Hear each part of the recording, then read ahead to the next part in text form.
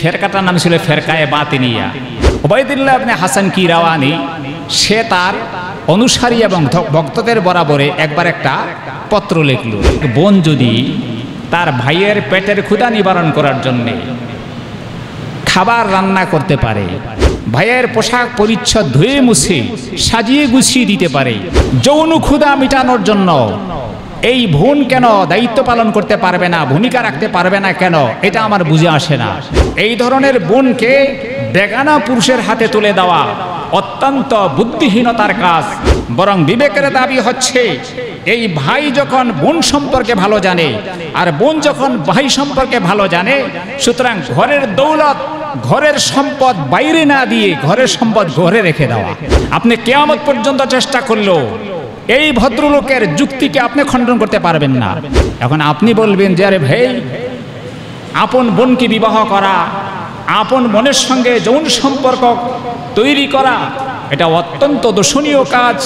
আমি বলবো যে দোষণীয় এবং ঘৃণিত আপনার কাছে এই কারণে যে আপনি এমন একটা সমাজে প্রতিপালিত এবং বড় হয়েছেন যেই সমাজে ভাই বোনকে বিবাহ করতে পারে না, সেই কারণে আপনার কাছে এটা দোষণীয় এবং নিন্দনীয় এবং ঘৃণিত বলে মনে হচ্ছে। আপনি বলবেন যে জনাব, এতে তো বংশ বুনিয়াদের হিসাব কিতাব গন্ডগোল লেগে যাবে। তা আমি বলবো যে বংশ বুনিয়াদ তো খুব জরুরি কোনো বিষয় না।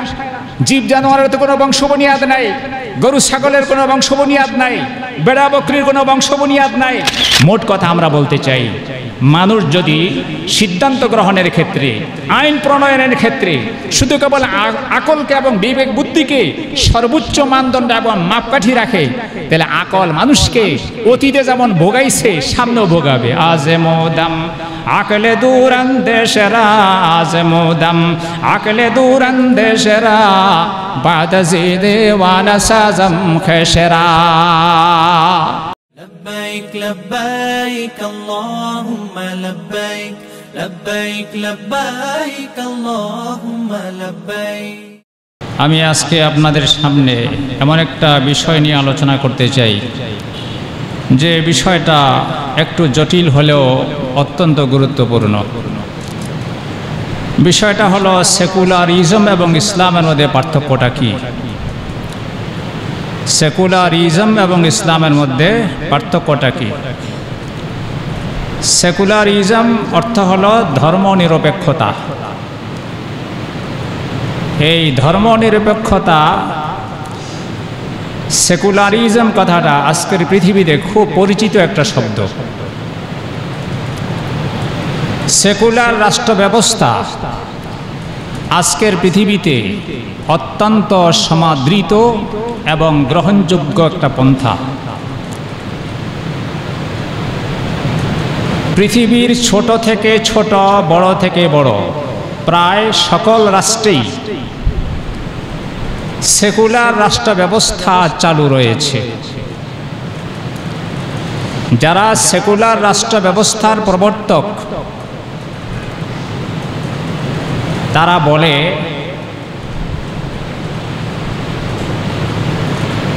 রাষ্ট্র ব্যবস্থা, সমাজ ব্যবস্থা এবং জীবন ব্যবস্থার জন্য যে নীতি এবং আইন প্রণয়ন করতে হবে সেটার ভিত্তি হল বিবেক বুদ্ধি, অতীতের অভিজ্ঞতা এবং বর্তমানের প্রত্যক্ষ দর্শন, চাক্ষুষ দর্শন। এই তিনটার উপর ভিত্তি করে আইন এবং নীতি নির্ধারণ করা হবে। তাদের কাছে আইন প্রণয়নের এবং নীতি নির্ধারণের জন্য আলাদা কোনো মূলনীতি নেই, যে মূলনীতির আলোকে রাষ্ট্র ব্যবস্থাপনা এবং জীবন ব্যবস্থাপনার বিধানগুলো রচিত হবে। তাদের বিধান রচিত হয় বিবেক বুদ্ধির উপরে নির্ভর করে। তারা বলেন যে আজকের যুগে আমরা দেখব যে আমাদের সমাজে এবং রাষ্ট্রে কি কি প্রয়োজন এবং চাহিদা বিদ্যমান রয়েছে। এবং এই প্রয়োজন এবং চাহিদাগুলো পূরণের জন্য কি পন্থা পদ্ধতি অবলম্বন করাটা অধিকতর সুবিধাজনক।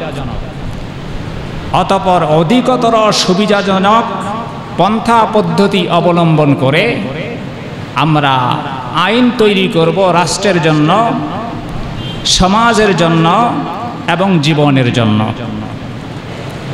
তার মানে হচ্ছে তাদের কাছে বিবেক বুদ্ধি এবং অতীতের অভিজ্ঞতা আর বর্তমানের প্রত্যক্ষ দর্শন সরাসরি যা দেখতেছে, এটাই হচ্ছে আইন প্রণয়নের মূল ভিত্তি। এর বাইরে তারা আর কোথাও যাইতে চায় না। মেরে মহতারাম, এখন আমাদের দেখতে হবে যে বিবেক বুদ্ধিকে ভিত্তি বানানো হলো রাষ্ট্র ব্যবস্থা, সমাজ ব্যবস্থা এবং জীবন ব্যবস্থার বিধি প্রণয়নের জন্য। সেই বিবেকের শক্তি কি পরিমাণ, বিবেক কতটা শক্তিশালী, বুদ্ধি বিবেক কতটা নির্ভুল রেজাল্ট দিতে পারে, ফলাফল দিতে পারে, সেটা এখন আমাদেরকে খতিয়ে দেখতে হবে। মেরে দোস্ত, মানুষ যখন পৃথিবীতে তার মায়ের থেকে ভূমিষ্ঠ হয় তখন সে থাকে সম্পূর্ণ অজ্ঞ, মূর্খ, নিরক্ষর। এরপরে আস্তে আস্তে সে বড় হয় এবং তার জ্ঞান বাড়তে থাকে, শিক্ষা বাড়তে থাকে। এই জ্ঞান এবং শিক্ষা আহরণের কয়েকটা মাধ্যম আছে। এর মধ্যে প্রাথমিক মাধ্যম হচ্ছে পঞ্চ ইন্দ্রিয়। কুরআনুল কারীমে আল্লাহ তাআলা একটি আয়াতের মধ্যে সূরাতুল বাকারার এদিকে ইশারা করেছেন, আল্লাহু আখরাজাকুম মিন বুতুনি উম্মাহাতিকুম লা তা'লামুনা শাইআ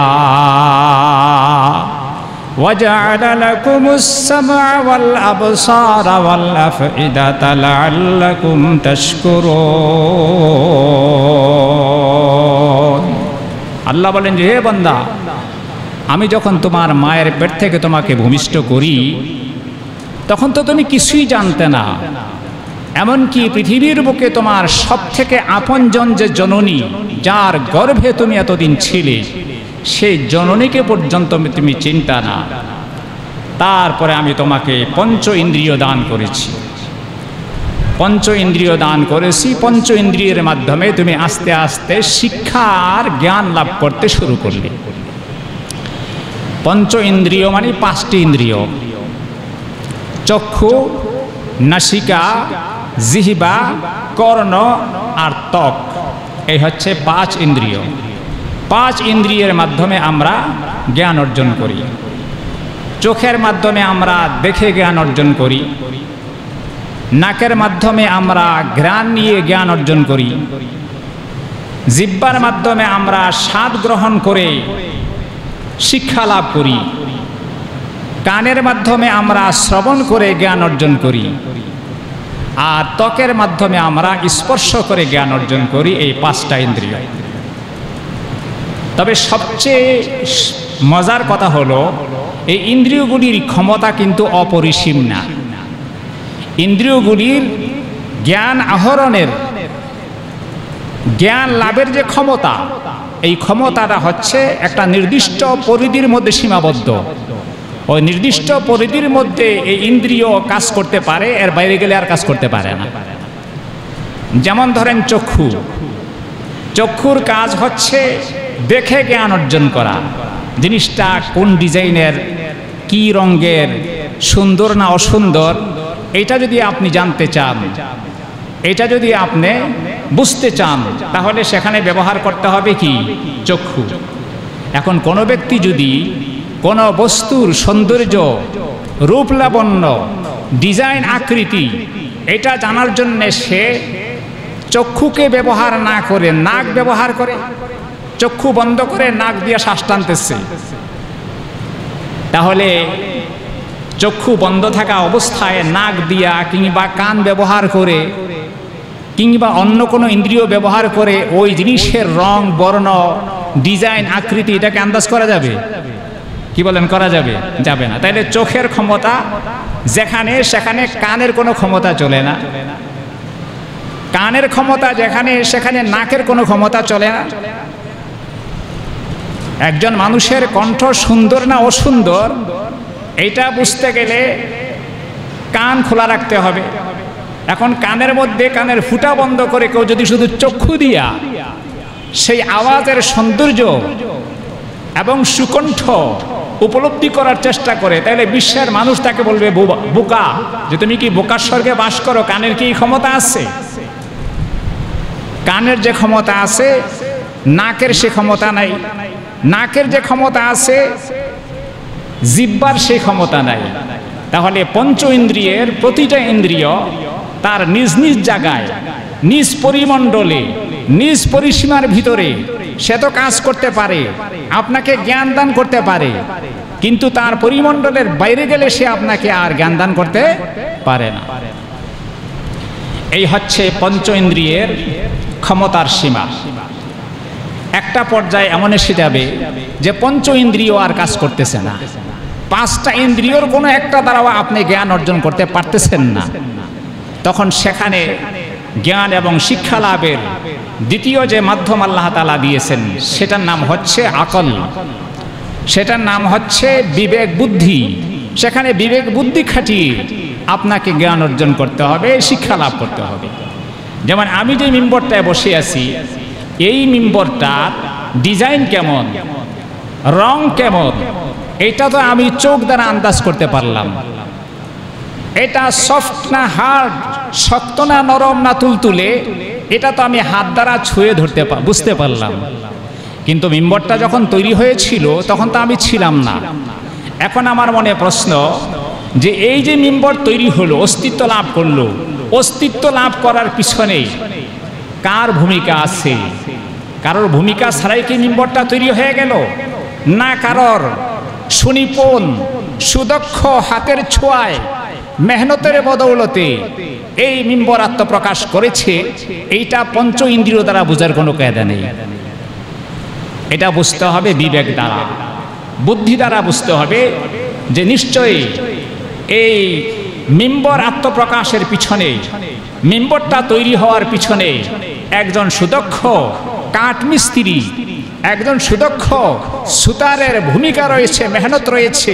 এটা আমাকে বিবেক আর বুদ্ধি বলে দিচ্ছে। তাহলে পঞ্চ ইন্দ্রিয়ের দ্বারা জ্ঞান অর্জনের ক্ষমতা যেখানে শেষ, সেখান থেকে বিবেকের ক্ষমতা শুরু হবে। কিন্তু একটা পর্যায়ে গিয়ে দেখা যাবে বিবেকও আর আপনাকে জ্ঞান দান করতেছে না। বিবেক সেখানে বসে গেছে, বিবেকও সেখানে হার মানছে। বিবেক দ্বারা সে জ্ঞান অর্জিত হচ্ছে না। সেখানে তৃতীয় কোনো পন্থা আছে কিনা, তৃতীয় কোনো মাধ্যম আছে কিনা যার মাধ্যমে আমরা জ্ঞান অর্জন করতে পারি? সেকুলার রাষ্ট্র ব্যবস্থার প্রবর্তকরা এবং সমর্থকরা তারা বলে যে না, আর কোনো মাধ্যম নেই। মাধ্যম শুধুমাত্র দুইটা, প্রথমত পঞ্চ ইন্দ্রিয়, দ্বিতীয়ত তার বিবেক বুদ্ধি, অভিজ্ঞতা আর চাক্ষুষ দর্শন। এর বাইরে তৃতীয় কোনো মাধ্যম নাই। কিন্তু ইসলাম বলছে যে না, তার বাইরে আরেকটা মাধ্যম আছে। সেই মাধ্যমটার নাম হচ্ছে ওয়াহিয়ে ইলাহি, ঐশী প্রত্যাদেশ, আল্লাহ পাকের পক্ষ থেকে পাঠানো ওহির যে জ্ঞান, ওহির জ্ঞান দ্বারা আল্লাহর পক্ষ থেকে পাঠানো নবী এবং রসুল, আল্লাহর পক্ষ থেকে নাজিল করা আসমানি কিতাব সমূহের মাধ্যমে জ্ঞান অর্জন করা যায়। এই জ্ঞানটা হচ্ছে তৃতীয় ধাপ, তৃতীয় মাধ্যমে অর্জন করা। যেখানে আকল কাজ করতেছে না, সেখানে তৃতীয় মাধ্যমটা তালাশ করতে হবে যে রাসূলুল্লাহ সাল্লাল্লাহু আলাইহি ওয়াসাল্লাম কিছু বলেছেন কিনা, আসমানি কিতাব কোরআনের মধ্যে কিছু আছে কিনা, আল্লাহ পাকের ওহির মধ্যে কিছু আছে কিনা, সেখান থেকে তালাশ করতে হবে। যেমন কবরে যে শাস্তি হয়, এই কবরের শাস্তিটা আপনি পঞ্চ ইন্দ্রিয় দ্বারা বুঝতে পারবেন, বিবেক দ্বারা বুঝতে পারবেন। বিবেক দ্বারা বোঝার কোনো কায়দা নেই। কবরের শাস্তি, আখিরাতের আযাব, জান্নাত জাহান্নামের অস্তিত্ব, এই সব কিয়ামত সংগঠন হবে, এই সব বিষয়গুলো বুঝতে হবে ওহির ইলম দ্বারা। কিন্তু সেকুলার রাষ্ট্র ব্যবস্থার প্রবর্তক যারা, তারা ওহির ধার ধারতে চায় না, ওহির জ্ঞানকে তারা স্বীকার করতে চায় না, বরং তারা বিবেক বুদ্ধিকেই তাদের সর্বোচ্চ মাপকাঠি এবং সর্বোচ্চ বিচারক হিসাবে তারা ধরে নিয়েছে। এখন আসেন আমরা আলোচনা করে দেখি যে মানুষের বিবেক এবং মানুষের বুদ্ধি কতটা সঠিক রেজাল্ট এবং ফলাফল দিতে পারে। যদি আমরা বলি যে বিবেক শতভাগ সঠিক ফলাফল দেয়, তাহলে তো বিশ্বের সমস্ত মানুষের বিবেক প্রসূত বক্তব্য একরকম হওয়ার কথা ছিল। অথচ দেখা যায় আপনার বিবেক একরকম বলছে, তো আমার বিবেক অন্যরকম বলছে, তো আরেকজনের বিবেক আরেক রকম বলছে। তাহলে কি প্রত্যেকে প্রত্যেকের বিবেক অনুসারে চলবে? প্রত্যেকে প্রত্যেকের বুদ্ধি অনুসারে চলবে? তাহলে রাষ্ট্রীয় কাঠামো তৈরি হবে কিভাবে? রাষ্ট্রের আইন প্রণীত হবে কিভাবে যদি প্রত্যেকের বুদ্ধি আলাদা আলাদা হয়? বিশ্বে এমন কোনো আন্তর্জাতিক ব্যক্তিত্ব কি আছে যার বুদ্ধি প্রসূত বক্তব্যকে সারা পৃথিবীর মানুষ এক বাক্যে মেনে নিবে, যে হ্যাঁ উনি যা বলছে আমরা সকলে মেনে নিলাম? এরকম কোন বিশ্ববরেণ্য ব্যক্তিত্ব আজকের পৃথিবীতে নাই। এই বিবেকের লেগাম ধরতে হবে। বিবেক কখনো ভালো পরামর্শ দেয়, আবার বিবেক কখনো খারাপ পরামর্শ দেয়। কোনটা ভালো, কোনটা খারাপ, কোনটা উত্তম, কোনটা অধম, কোনটা অবলম্বন করা দরকার আর কোনটা পরিত্যাগ করা দরকার, এইটার সিদ্ধান্ত যদি শুধু বিবেক থেকে নেওয়া হয়, তাহলে বিবেক মানুষকে অতীতের ইতিহাস ঘেটে দেখেন কতবার যে ধোঁকা দিয়েছে, কতবার যে বিভ্রান্ত করেছে, কতবার যে নাকানি জুবানি খাইয়েছে এই বিবেক। সুতরাং বিবেকের একটা লেগাম থাকতে হবে, বিবেককে নিয়ন্ত্রণ করার জন্য একটা নীতিমালা থাকতে হবে। ওই নীতিমালা দ্বারা বিবেক পরিচালিত হবে। কারণ সেই নীতিমালাটা তৈরি করবে কে? বাংলাদেশের লোকেরা তৈরি করলে পাকিস্তানের লোকেরা মানবে না, পাকিস্তানের লোকেরা তৈরি করলে পরে আফগানিস্তান মানবে না, এরা মানলে পরে ইন্দোনেশিয়া মানবে না, ইন্দোনেশিয়া মানলে পরে মালয়েশিয়া মানবে না, এশিয়াওয়ালারা মানলে ইউরোপ মানবে না, ইউরোপ মানলে আমেরিকা মানবে না। তাহলে এই যে বিবেককে লেগাম পরাইতে হবে, বিবেককে নিয়ন্ত্রণ করার জন্য আরেকটা নীতি দরকার, তার উপর আরেকটা ক্ষমতা দরকার। সেই ক্ষমতাটার নাম হচ্ছে ইলমুল ওহী, ওহীর জ্ঞান। ওহীর জ্ঞান বিবেককে নিয়ন্ত্রণ করবে যে এই বিবেক তুমি যে সিদ্ধান্ত দিচ্ছ, এই সিদ্ধান্ত অসুন্দর সিদ্ধান্ত, তুমি যে সিদ্ধান্ত দিচ্ছ এই সিদ্ধান্ত খারাপ সিদ্ধান্ত, তুমি যে সিদ্ধান্ত দিচ্ছ এই সিদ্ধান্ত তোমার উৎকৃষ্ট এবং ভালো সিদ্ধান্ত। বিবেককে নিয়ন্ত্রণ করার জন্য তার উপরে আরেকটা ক্ষমতাসীন শক্তির প্রয়োজন, সেই শক্তিটার নাম হচ্ছে ইলমুল ওহী। মেরে মোহতারাম, সেকুলারিজমরা বলে যে আমাদের তো সুবিধা যে আমরা পরিবেশ পরিস্থিতির ভিত্তিতে আমরা আইন পরিবর্তন করে রাষ্ট্র এবং জনগণের জন্য নিজেদের জন্য যা কল্যাণ করে আমরা সেটাকে নির্বাচন করি। কিন্তু আমরা বলতে চাই মেরে দোস্ত, এই যে আপনি আকলকে সর্বোচ্চ বিচারক মানলেন, আকলের সিদ্ধান্তকে চূড়ান্ত সিদ্ধান্ত মানলেন, আপনি কি জানেন যে আকল কতবার মানুষকে নাকানি চোবানি খাইয়েছে, কতবার মানুষকে প্রতারিত এবং ধোকায় ফেলেছে? আজ থেকে 800 বছর আগের ঘটনা, ইতিহাস ঘটেন। একটা ফেরকা আত্মপ্রকাশ করে, সেই ফেরকাটার নাম ছিল ফেরকায়ে বাতিনিয়া। এই ফেরকার প্রধান লিডারের নাম ছিল ওবায়দুল্লাহ ইবনে হাসান কিরাওয়ানি। ওবায়দুল্লাহ ইবনে হাসান কিরাওয়ানি সে তার অনুসারী এবং ভক্তদের বরাবরে একবার একটা পত্র লিখল। সেই পত্রের বিষয় অত্যন্ত মোহনীয় এবং চিত্তাকর্ষক। সে বলল যে আমার বুঝে আসে না এটা কত বড় বেয়াকুফির কথা যে মানুষের ঘরে একজন সুন্দরী রূপসী চরিত্রবতী এবং ভদ্র মেয়ে থাকতে, বোন আকারে, মেয়েটা হচ্ছে বোন আকারে থাকতে, যে তার ভাইয়ের রুচি স্বভাব, ভাইয়ের মেজাজ মর্জি, ভাইয়ের চাহিদা এই সব সম্পর্কে বোন অবগত, সেই বোনকে ভাই নিজের কাছে না রেখে এই বোনটাকে অন্য এক আজনবী বেগানা পুরুষের হাতে তুলে দেয়।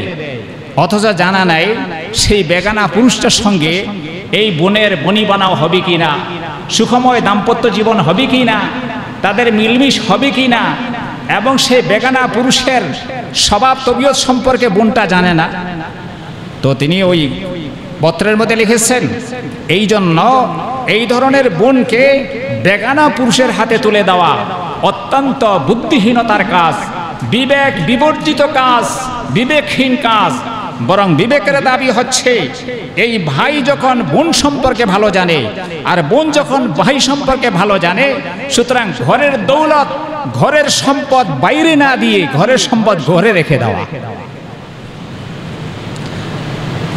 এই লিডার তার আরেক চিঠিতে লিখছে যে এক বোন যদি তার ভাইয়ের পেটের ক্ষুধা নিবারণ করার জন্য খাবার রান্না করতে পারে, এই বোন যদি তার ভাইয়ের আরাম আয়েশের জন্য ভাইয়ের পোশাক পরিচ্ছদ ধুয়ে মুছে সাজিয়ে গুছিয়ে দিতে পারে এবং ভাইয়ের বিছানাপত্র পরিপাটি করে দিতে পারে, তাহলে ওই ভাইয়ের যৌন চাহিদা,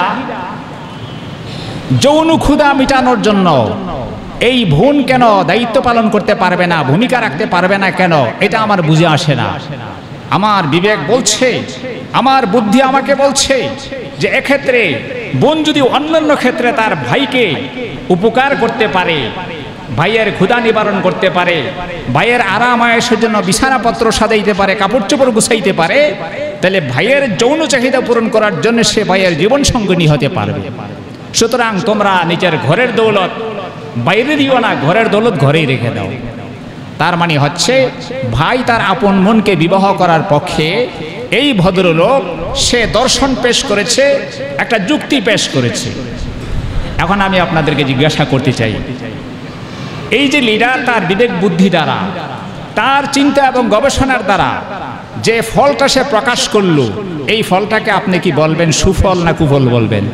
আপনি হাজারবার তাকে লানত করেন, অভিশাপ দেন, কিন্তু তার এই যুক্তিকে খণ্ডন করার মতো আপনার কাছে কোনো যুক্তি নেই। আপনি কিয়ামত পর্যন্ত চেষ্টা করলেও এই ভদ্রলোকের যুক্তিকে আপনি খণ্ডন করতে পারবেন না। আকলের মাধ্যমে আপনি কোনো যুক্তি খুঁজে পাবেন না। সে যে যুক্তিগুলি দিচ্ছে, এই যুক্তিগুলি আপনি খণ্ডন করতে পারবেন না। এখন আপনি বলবেন যে আরে ভাই, আপন বোনকে বিবাহ করা, আপন মনের সঙ্গে যৌন সম্পর্ক তৈরি করা, এটা অত্যন্ত দোষণীয় কাজ, অত্যন্ত ঘৃণিত কাজ। আমি বলবো যে দোষণীয় এবং ঘৃণিত তো আপনার কাছে এই কারণে যে আপনি এমন একটা সমাজে প্রতিপালিত এবং বড় হয়েছেন, যেই সমাজে ভাই বোনকে বিবাহ করতে পারে না, সেই কারণে আপনার কাছে এটা দোষণীয় এবং নিন্দনীয় এবং ঘৃণিত বলে মনে হচ্ছে। কিন্তু এমন সমাজ, যেই সমাজে এটার চল হয়ে গেছে, সেখানে ঘৃণিত আর নিন্দনীয় না। আপনি বলবেন যে জনাব, এতে তো বংশ বুনিয়াদের হিসাব কিতাব গন্ডগোল লেগে যাবে, বংশ বুনিয়াদের সংরক্ষণ ঠিক থাকবে না যদি ভাই বোনকে বিবাহ করে। তা আমি বলবো যে বংশ বুনিয়াদ তো খুব জরুরি কোনো বিষয় না। জীব জানোয়ারের তো কোনো বংশ বুনিয়াদ নাই, গরু ছাগলের কোনো বংশ বুনিয়াদ নাই, বেড়া বকরির কোনো বংশ বুনিয়াদ নাই, এবং কুকুর শৃগালের কোনো বংশ বুনিয়াদ নেই। কি সমস্যা? মানুষের কোনো বংশ বুনিয়াদ থাকবে না। আপনি বলবেন যে চিকিৎসা শাস্ত্রের আলোকে এইরকম নিকটজনদের সাথে যৌন সম্পর্ক স্থাপন করা এটা স্বাস্থ্যের জন্য ক্ষতিকারক, সুতরাং এই লিডারের এই পরামর্শ কখনোই গ্রহণযোগ্য হতে পারে না। আমি তার জবাবে বলবো যে আপনি যে চিকিৎসা শাস্ত্রের কথা বলছেন, পশ্চিমা বিশ্ব সেই চিকিৎসা শাস্ত্রের এই সিদ্ধান্তকে তারা উড়িয়ে দিয়েছে, ভুল বলে প্রমাণ করেছে যে না, ঘনিষ্ঠ জনের সঙ্গে যৌন সম্পর্ক তৈরি করলে এর দ্বারা শারীরিক কোনো ক্ষতি হয় না। আজকেও অলরেডি পশ্চিমা বিশ্বে এর উপরে বাস্তব আমল শুরু হয়ে গেছে। ঘনিষ্ঠ জনদেরকে বিবাহ করা, বোনকে বিবাহ করা, ভাগ্নিকে বিবাহ করা, ভাতিজিকে বিবাহ করা, মেয়েকে বিবাহ করা, মাকে বিবাহ করা, এগুলো অলরেডি চালু হয়ে গেছে। তাহলে এখন যদি হয় বিবেকের উপরে আমল করেন, তাহলে এর কোনো জবাব নেই। কিন্তু আপনি বিবেককে লেগাম ধরবে যে জিনিসটাই, সেটা হলো ওহিরে এলেম। আপনি ওহিরে এলেমের কাছে যান, ওহিরে এলেম কি বলতেছে? ওহিরে এলেম বলতেছে যে না, ভাই বোনকে বিবাহ করতে পারবে না, বাবা কন্যাকে বিবাহ করতে পারবে না, মা তার পুত্রকে বিবাহ করতে পারবে না, মামা তার ভাগ্নিকে বিবাহ করতে পারবে না, নিকটজনদেরকে নিকটজনেরা বিবাহ করতে পারবে না, যৌন সম্পর্ক কায়েম করতে পারবে না। ওহি এটা বলে দিয়েছে। তো ওহি যেখানে বলে সেখানে আকলের সেখানে কোনো বিচরণের সুযোগ থাকে না। যেমন নাকের পরিসীমার ভিতরে কান কোনো ভূমিকা রাখতে পারে না, কানের পরিসীমার ভিতরে চক্ষু কোনো ভূমিকা রাখতে পারে না, পঞ্চ ইন্দ্রিয়ের পরিসরের ভিতরে আকল কোনো ভূমিকা রাখতে পারে না, আকলের ভূমিকার ভিতরে পঞ্চ ইন্দ্রিয় কোনো ভূমিকা রাখতে পারে না। ঠিক তেমনি ভাবে ওহির পরিসীমার ভিতরে আকল কোনো ভূমিকা রাখতে পারে না, সেখানে আকল খাটানো একটা অপরাধ। ওহি যখন বলে দিয়েছে বাস এটাই ফাইনাল সিদ্ধান্ত, এখানে আর আকল খাটানোর কোনো সুযোগ নেই, আকলের এটা জায়গা না। আল্লামা ইবনে খালদুন রাহিমাহুল্লাহ একজন বিশ্ববিখ্যাত লেখক এবং গবেষক আলেম ছিলেন। তিনি তার মুকদ্দাম ইবনে খালদুনের মধ্যে লিখেছেন, তিনি বড় চমৎকার কথা বলেছেন যে আল্লাহ তাআলা মানুষকে যে আকল এবং বিবেক দিয়েছে এটা বড় চমৎকার একটা বস্তু, বড় দামি একটা বস্তু। তবে এই দামি বস্তুটার প্রয়োগ ক্ষেত্র সীমিত, সীমিত ক্ষেত্রে এটাকে প্রয়োগ করতে হবে, তাহলে এটা ভালো রেজাল্ট দিবে। তিনি বলেন যে দেখেন স্বর্ণ মাপার জন্য আলাদা পাল্লা আছে, আপনারা দেখছেন কিনা? স্বর্ণকারের দোকানে আলাদা পাল্লা থাকে যেটা দিয়ে স্বর্ণ মাপে, 1 তোলা 1.5 তোলা আধা তোলা এগুলি মাপে। স্বর্ণ তোলার এই মাপার এই পাল্লাটা, তুলাদণ্ডটা খুবই গুরুত্বপূর্ণ ভূমিকা রাখতে পারে তার নিজ জায়গা, অর্থাৎ স্বর্ণ এবং রূপা মাপার ক্ষেত্রে।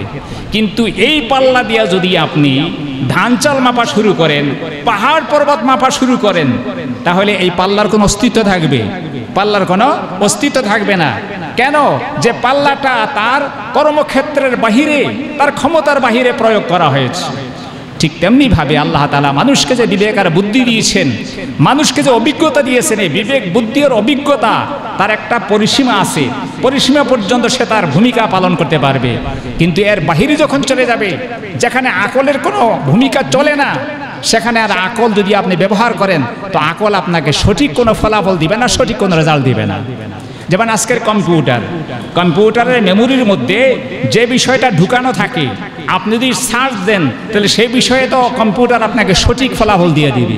কিন্তু কম্পিউটারের মেমোরির মধ্যে যদি কোনো বিষয় ঢুকানো না থাকে আর সেই বিষয়ে আপনি জানতে চান কম্পিউটারের কাছে, তাহলে আপনাকে সঠিক জবাব সে দিবে না, সে গলত জবাব দিবে, ভুল জবাব দিবে। ঠিক তেমনিভাবে আকল এবং বুদ্ধিকে যদি এমন জায়গায় প্রয়োগ করা হয় যেখানে তার ক্ষমতা নাই, তাহলে আকল আর বুদ্ধি উল্টো রিয়েকশন করবে এবং ভুল ফলাফল দান করবে। যেমন এই জায়গার মধ্যে ভুল ফলাফল দান করছে। মেরে মোহতারাম, আপনারা জানেন কিনা ব্রিটেনের পার্লামেন্টে যখন সমকামিতার বৈধতার পক্ষে বিল পাশ হয়, সেদিন বিপুল করতালির মাধ্যমে বিলটা পাশ হয়েছিল, বিপুল করতালির মাধ্যমে বিল পাশ হয়েছিল। সেই বিল পাশ হওয়ার সময়, পাশ হওয়ার পূর্বে কিছু লোক বিরোধিতাও করেছে যে না, এটা খুব নোংরা কাজ, সমকামিতা, বোঝেন তো, সমকামিতা বরং নোংরা কাজ, পুরুষ পুরুষের দ্বারা যৌন চাহিদা পূরণ করবে, নারী নারীর দ্বারা যৌন চাহিদা পূরণ করবে। তখন একটা কমিটি গঠন করে দেওয়া হয়, যে এই কমিটি এটা নিয়ে আরও চিন্তা ভাবনা করবে যে এই বিল পাশ হওয়া ঠিক হবে না ঠিক হবে না।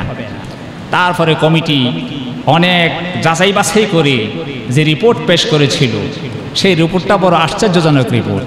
সেই রিপোর্টে তারা লিখেছে যে যদিও কাজটা ঘৃণিত, যদিও কাজটা ঘৃণিত, কিন্তু যেহেতু আমরা আমাদের দেশে একটা মূলনীতি গ্রহণ করেছি যে মানুষের প্রাইভেট জীবনের উপরে সরকার কোনো হস্তক্ষেপ করতে পারবে না, এটা হলো তার প্রাইভেট জীবনের সাথে সম্পর্কিত একটা কাজ। যৌন চাহিদা পূরণ করা তার প্রাইভেট বিষয়, ব্যক্তিগত বিষয়। তো ব্যক্তিগত বিষয়ে সরকার কোনো হস্তক্ষেপ করতে পারবে না, এই মূলনীতি আমরা যেহেতু নিয়েছি, সুতরাং এখন আমরা এটা অবৈধতার পক্ষে যাইতে পারি না। কারণ আমাদের পরিভাষায় দুইটা শব্দ আছে, একটাকে বলা হয় সিন ইংরেজিতে, যার বাংলা অর্থ হচ্ছে পাপ, আর আরেকটাকে বলা হয় ক্রাইম, যার বাংলা অর্থ হচ্ছে অপরাধ। পাপ বলা হয় ঈশ্বরের বিধানের বিরোধিতা করলে, অমান্য করলে, স্রষ্টার বিধানকে লঙ্ঘন করলে, এটাকে পরিভাষায় বলা হয় পাপ, ইংরেজিতে বলে সিন। আর সরকারের কোনো আইন যদি অমান্য করে তাহলে এটাকে বলা হয় ক্রাইম বা অপরাধ। বলে আমরা সিন আর ক্রাইমকে যখন আমরা আলাদা আলাদাভাবে চিন্তা করতেছি, সুতরাং সিন হিসাবে এটা তো অন্যায় কাজ, পাপের কাজ, কিন্তু ক্রাইমের আওতায় সরকারের বিধানে এটা ক্রাইমের ভিতরে পড়ে না, এই জন্য আমরা এটাকে জায়েজ করতেছি। হ্যাঁ, যদি আমরা ধর্মকে মানতাম তাহলে আমরা বলতাম যে না, এটা করা যাবে না। যেহেতু ধর্ম আমরা আগেই বিদায় করে দিয়েছি, ধর্মের কোনো সংস্পর্শ আমাদের কাছে আসতে পারবে না সেকুলার রাষ্ট্র ব্যবস্থায়, এই জন্য আমরা এটাকে গর্হিত বলতে পারি না, অবৈধ বলতে পারি না। সুতরাং আমাদের রিপোর্ট হচ্ছে এটা বৈধতা হয়ে গেল। আশ্চর্যের বিষয় হলো এই সমকামিতার পক্ষে ইউরোপ এবং আমেরিকায় অনেক বই পুস্তক লেখা হয়েছে। নিউ ইয়র্কের কোনো লাইব্রেরিতে এই সংক্রান্ত বইয়ের আলাদা সেকশন রয়েছে যে সমকামিতা কত ভালো কাজ, সমকামিতা কত পছন্দনীয় কাজ। সমকামিতার সাথে জড়িত শুধু কেবল সাধারণ লোক নয়, বরং সরকারের বড় বড় কর্মকর্তা পর্যন্ত সমকামিতার পক্ষে। সমকামীদের আলাদা সংগঠন আছে, সমকামীদের আলাদা প্রসেশন, মেল মিটিং হয়, দরবার হয়, অনেক লম্বা চৌড়া কথা। মের দোস্ত, আপনারা এনসাইক্লোপিডিয়ার ব্রিটানিকা খুলে দেখেন, সেখানে অ্যাটম বোম সম্পর্কে কি সিদ্ধান্ত লেখা আছে। অ্যাটম বোম পারমাণবিক অস্ত্র, যেই পারমাণবিক অস্ত্রের কথা শুনলে পৃথিবীর সকল মানুষ ভীত এবং সন্ত্রস্ত হয়ে যায়, এবং যে পারমাণবিক অস্ত্রের ক্ষমতাকে হ্রাস করার জন্য এখন গবেষণা চলতেছে, সেই পারমাণবিক অস্ত্র পৃথিবীতে সর্বপ্রথম 2 জায়গায় প্রয়োগ করা হয় পরীক্ষামূলকভাবে। এক হচ্ছে হিরোশিমা, দ্বিতীয় হচ্ছে নাগাসাকি। এটা সম্পর্কে এনসাইক্লোপিডিয়া ব্রিটানিকায় লিখেছে যে এইটা অত্যন্ত লাভজনক একটা ভূমিকা হয়েছে। এই হিরোশিমা এবং নাগাসাকিতে পারমাণবিক অস্ত্র নিক্ষেপ করার কারণে 1 কোটি মানুষ ধ্বংস হয়। 1 কোটি মানুষ ধ্বংস হয়, যার কারণে সেইটার একটা লাভ ফজিলত বয়ান করতেছে ওই এনসাইক্লোপিডিয়ার মধ্যে। সেই লাভটাকেই বলে আরো 1 কোটি মানুষের জীবন বেঁচে গেছে। কেমনি জীবন বাঁচলো? যে যদি এই পারমাণবিক অস্ত্র নিক্ষেপ করা না হতো আর সেখানে যুদ্ধ চলতে থাকতো অব্যাহত গতিতে, তাহলে আরো 1 কোটি মানুষ অতিরিক্ত মারা যাইত। এখন এই পারমাণবিক অস্ত্র নিক্ষেপ করার কারণে শুধু 1 কোটির মধ্যে সীমাবদ্ধ রয়েছে মৃত্যু, 2 কোটি পর্যন্ত পৌঁছায় নেই। তাহলে তাদের আকল বলছে, তাদের বিবেক বলছে যে না, পারমাণবিক অস্ত্রের নিক্ষেপ করাটা এটা একটা ভালো কাজ, সমকামিতা এটা একটা ভালো কাজ। দেখেন, আপনারা জানেন কিনা ফেসিবাদ, হিটলারের ফেসিবাদ, হিটলার আর মুসলিনি এখন এটা গালি হয়ে গেছে। হিটলারের ফেসিবাদ সম্পর্কে গোটা বিশ্ব যেখানে ঘৃণা ছড়াচ্ছে, সেখানে তাদের ফালসাফা আপনি খুলে দেখেন, তাদের দর্শন খুলে দেখেন, তার যুক্তি কি। মোট কথা আমরা বলতে চাই, মানুষ যদি সিদ্ধান্ত গ্রহণের ক্ষেত্রে, আইন প্রণয়নের ক্ষেত্রে শুধু কেবল আকলকে এবং বিবেক বুদ্ধিকে সর্বোচ্চ মানদণ্ড এবং মাপকাঠি রাখে, তাহলে আকল মানুষকে অতীতে যেমন ভোগাইছে সামনেও ভোগাবে। আজমোদম আকলে দূরান্দেশরা, আজমোদম আকলে দূরান্দেশরা, বাদজিদে ওয়ানাসাজম খেশরা। মেরে মোহতারাম, এজন্য ইসলাম বলছে যে আকলের উপরে আরেকটা জ্ঞান এবং শিক্ষা লাভের মাধ্যম আছে, সেই মাধ্যমটাকে বলা হয় ইলমুল ওহী, ওহির শিক্ষা, ওহির জ্ঞান। ওহির জ্ঞান দ্বারা এটার লেগাম ধরতে হবে, কোরআনের জ্ঞান দ্বারা আকলের লেগাম ধরতে হবে। এ হচ্ছে ইসলাম আর সেকুলার রাষ্ট্র ব্যবস্থার মধ্যে পার্থক্য। আমি সংক্ষেপে আর একটু বলে নিতে চাই। এখন আপনারা অনেকে বলবেন 1400 বছর আগের ইসলাম আজকের আধুনিক যুগে কি চলতে পারে? আমি বলবো ইসলামের বিধানগুলো 3 ভাগে বিভক্ত। 1 নম্বর বিধান অকাট্য বিধান, যেগুলি সম্পর্কে কোরআন এবং হাদিসের মধ্যে অকাট্য শরীয়তের বাণী আছে। এগুলি আজকে যেমন আছে কিয়ামত পর্যন্ত অপরিবর্তিত এবং অবিকৃত থাকবে। যেমন শুকর হারাম করেছে কোরআন, কিয়ামত পর্যন্ত আপনি শুকরকে হালাল করতে পারবেন না। সুদকে হারাম করেছে কোরআন, কিয়ামত পর্যন্ত সুদ হালাল করতে পারবেন না। এটা হলো শরীয়তের অকাট্য বিধান। দ্বিতীয় প্রকার বিধান হচ্ছে যেগুলির অনুকূলে শরীয়তের অকাট্য কোনো প্রমাণ নেই, কোরআনেও নেই, হাদিসেও নেই, সেখানে বিজ্ঞ ওলামায়ে কেরাম গবেষণা করে, কারণের মাধ্যমে গবেষণা করে তারা সেখানে বিধান রচনা করবেন। তৃতীয় প্রকার আহকাম আছে, সে সম্পর্কে শরীয়ত সম্পূর্ণ নীরব, কোনো রকমের আওয়াজ করে নেই, বিশাল ময়দান। এখানে মুসলমান বিদ্বানরা বসে সময় উপযোগী, সময় এবং রাষ্ট্র এবং জনগণ এবং জাতির চাহিদা অনুযায়ী তারা আহকাম রচনা করবে, কোনো সমস্যা নেই। সুতরাং ইসলাম, ইসলামাইজেশন এবং ইসলামের উপর চলতে হবে, সারা জীবন কাটাইতে হবে, এইটা শুনলে অনেকে ভয় পায়। ভয়ের কোনো কারণ নাই, বরং ইসলাম একটা সহজ সুন্দর জীবন ব্যবস্থা দান করেছে। আমি সময়ের স্বল্পতার কারণে বিষয়টা আরও স্পষ্ট করতে পারলাম না। আল্লাহ তাআলা আমাদের সকলকে বুঝার তৌফিক দান করুন, আমিন। ওয়া আখিরু দাওয়ানা আলহামদুলিল্লাহি রাব্বিল আলামিন।